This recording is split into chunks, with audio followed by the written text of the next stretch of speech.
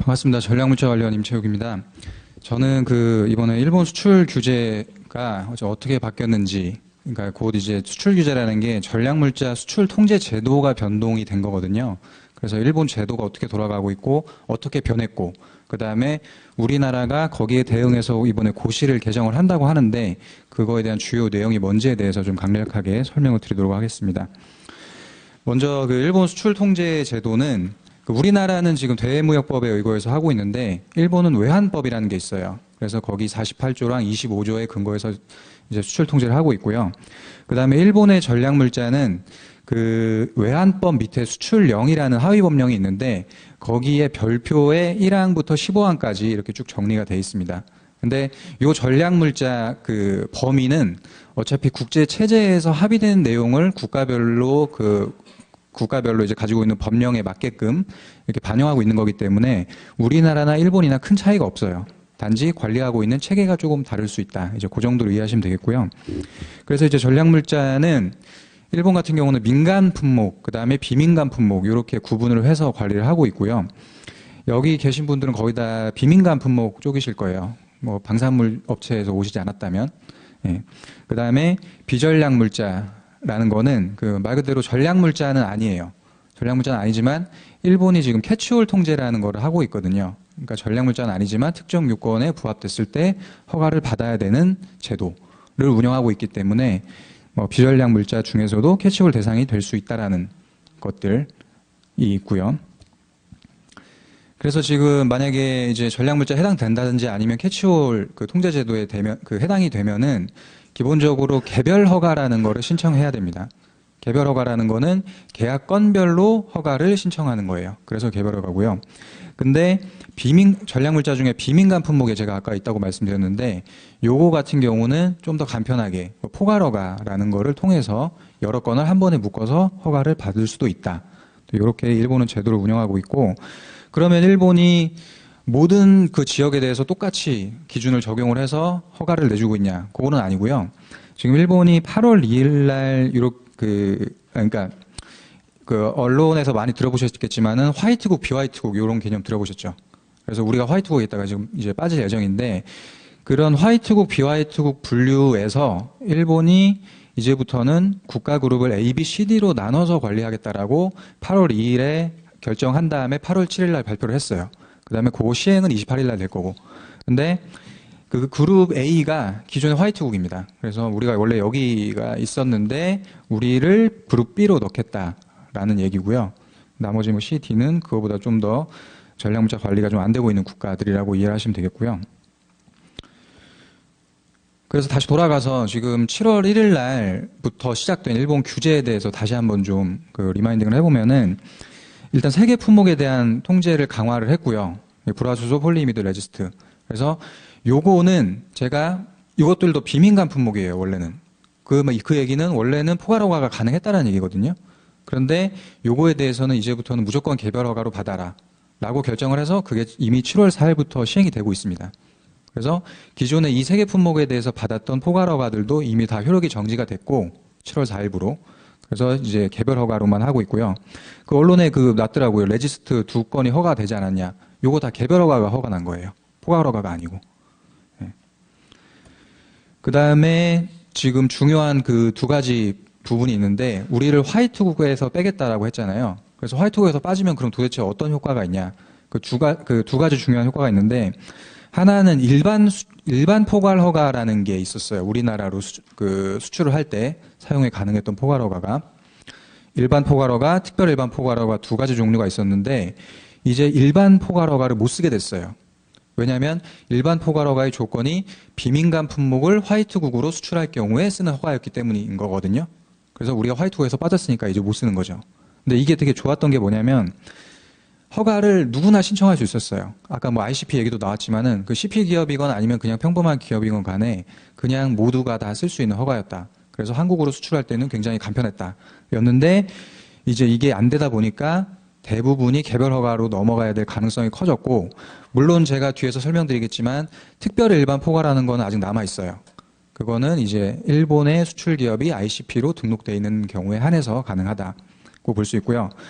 그다음에 이제 포괄허가가 유효기간이 3년이고 심사기간도 일주일이고 서류도 굉장히 간단한 거에 비해서 개별허가는 심사기간도 길고 지금 최대 90일까지 할 수 있다라고 돼 있고요. 그다음에 유효기간도 6개월, 굉장히 짧아요.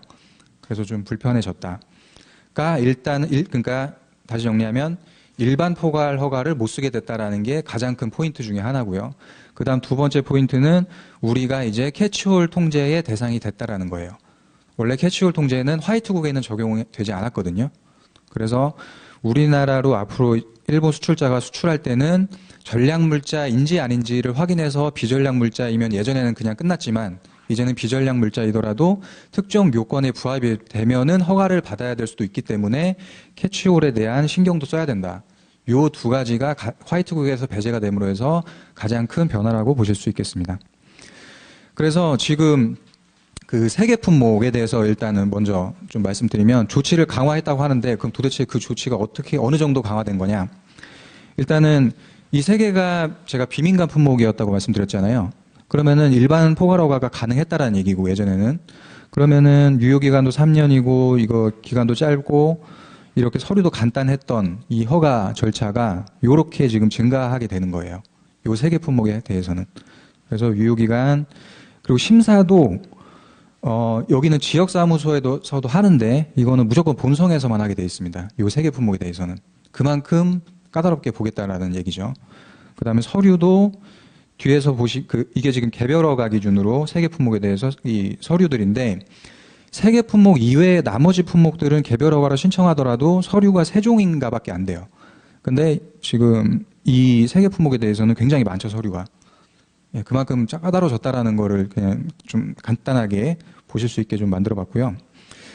그리고 이제 그 외의 품목, 세 개 품목 말고 그 외의 품목, 그거는 일반 포괄허가는 안 돼요. 예, 왜냐하면 우리가 화이트국이 아니기 때문에. 하지만 특별 일반 포괄허가로는 가능합니다. 그 세 개 외의 비민간 품목일 경우에는.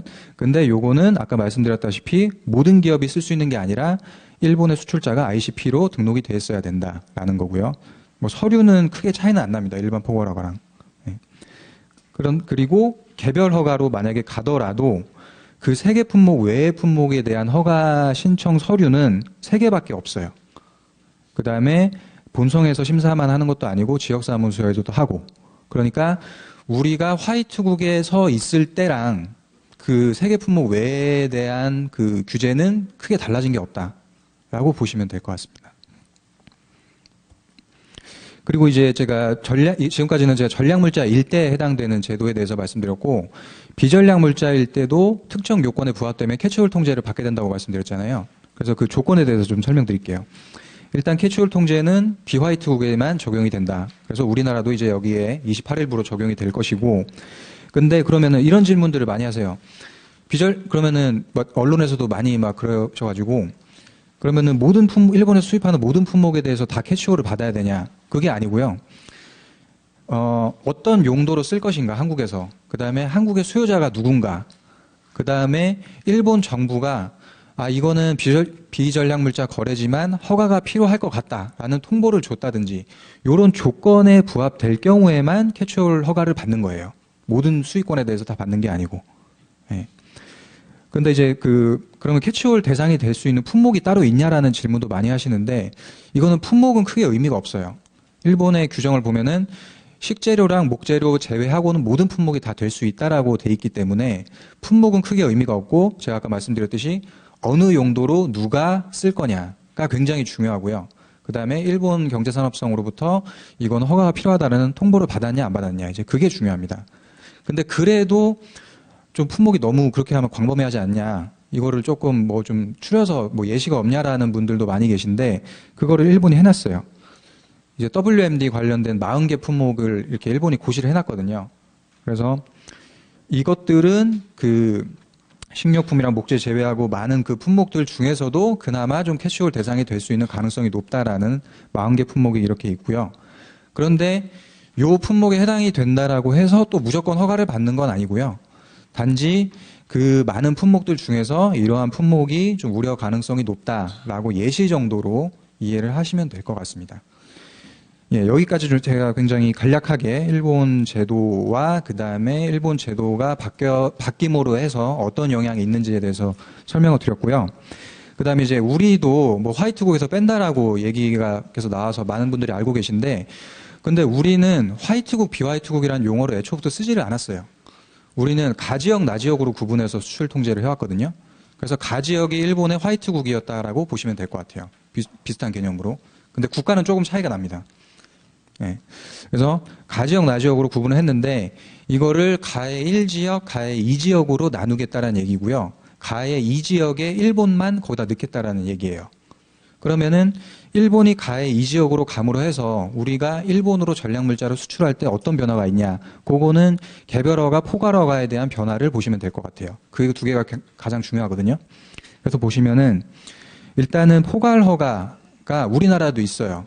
있는데 종류가 사용자 포괄허가란 거랑 품목 포괄허가라는 게 있거든요. 사용자 포괄은 말 그대로 많은 엔드 유저를 한 번에 포괄해서 받는 허가예요. 그러니까 품목은 픽스를 하고 엔드 유저를 정하지 않고 허가를 받는 거죠. 그 반대로 품목 포괄 허가는 엔드 유저를 픽스를 하고 거기에다가 수출할 품목을 픽스를 안 하고 허가를 받는 거예요. 그래서 이 두 가지 종류가 있는데 일단 사용자 포괄 허가의 사용 빈도가 훨씬 높긴 한데요. 예, 일단은 그렇고요. 그래서 이제 사용자 포괄 허가는 원래는 가지역으로 갈 때는 다 허용이 됐어요. 그럼 다 허용이 무슨 얘기냐면은 지금 CP 일단은 포괄 허가를 사용하려면은 CP 인증이 있어야 돼요. 우리나라는 무조건. 그런데 그 CP 기업이 다 똑같은 CP가 아니고 A 등급, AA 등급, AAA 등급 이렇게 나눠져 있거든요. 그런데 가지역 같은 경우에는 등급에 상관없이 그냥 모두가 다 쓸 수 있었어요. CP만 받으면. 그런데 가해 2지역, 일본에 대해서는 이제 A 등급이 가장 낮은 단계의 CP거든요. 그래서 A 등급은 최근 3년간, 최근 2년간 뭐 3건 이상의 그 사람이랑 거래를 했다든지 아니면 앞으로 그 사람하고 장기 거래를 할 거라든지 요런 요건이 충족이 돼야만 쓸 수가 있게 됐어요. 그러니까 AA 이상은 그냥 기존하고 똑같이 쓰실 수가 있는데 A 등급은 좀 까다로워졌다. 그런 요건이 붙었기 때문에. 그 다음에 품목 포괄 허가 같은 경우에는 가지역 같은 경우에는 AA 이상이 되면은 쓸 수가 있었는데 가해 2지역에 대해서는 AAA만 허용이 됩니다. 예. 그 다음에 서류도 조금씩 이렇게 늘어났고요. 그 다음에 개별 허가에 있어서 이게 아마 좀 대다수의 그 기업분들이 가장 많이 영향을 받게 되지 않을까 싶은 내용인데요. 왜냐하면 CP 기업은 우리나라가 지금 한 157개 정도 있거든요. 그러니까 그걸 빼면은 전부 다 해당이 되시는 거기 때문에.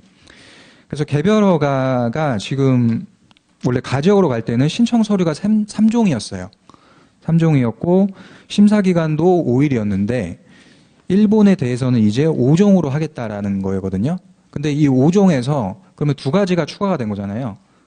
그럼 그 2가지 서류가 좀 까다로운 서류들이에요. 뭐냐면 최종 수하인 진술서하고 최종 사용자 서약서를 받아야 돼요.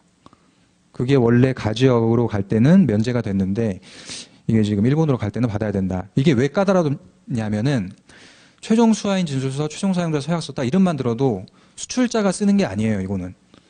내 거래 상대방한테 서류를 받아와야 되는 거거든요. 그래서 굉장히 좀 까다로운 서류라서 가지역에는 특혜를 줘서 면제를 해왔는데 이제 일본한테는 그걸 받겠다라는 거거든요. 그 다음에 심사기간도 5일이, 원래 우리가 지금 이걸 다 떠나서요. 그냥 나지역으로 수출 허가를 받을 때는 15일이었거든요, 심사기간이. 근데 가해 2지역에 대해서도 똑같이 15일로 하겠다. 원래 가해 지역에는 5일 만에 내줬는데.